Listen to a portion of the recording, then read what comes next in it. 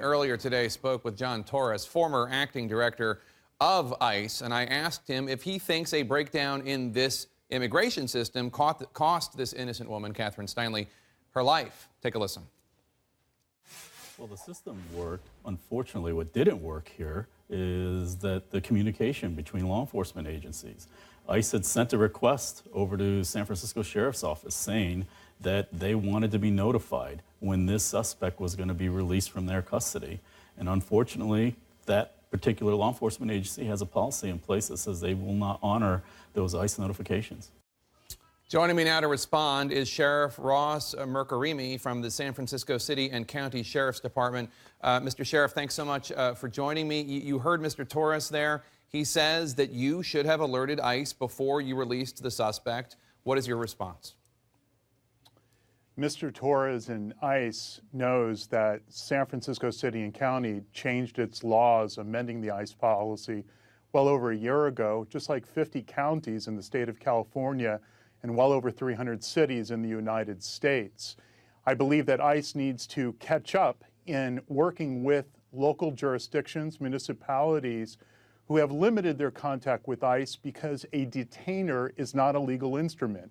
Affirmed by Federal District Court and the U.S. Court of Appeals for the 3rd District, it suggests that we need a court order or a warrant. And ICE has been told this many, many times, and they have yet to produce that document. Sheriff, I understand that what you are being told to do comes from the city council and from local politicians.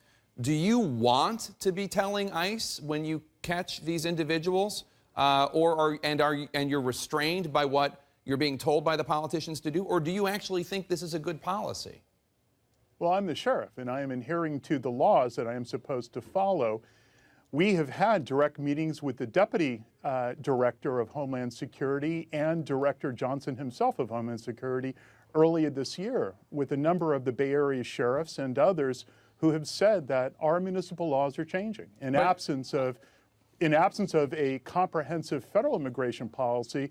This is why it is a growing trend of municipalities in devising their own ICE relationship policies that require a real legal instrument. A detainer is a cavalier way of saying that this is a legal instrument, but in truth, it is not. So if the federal government came up with a way to override or have a more enforceable provision to make you hand over individuals like the suspect to ICE, you would welcome that?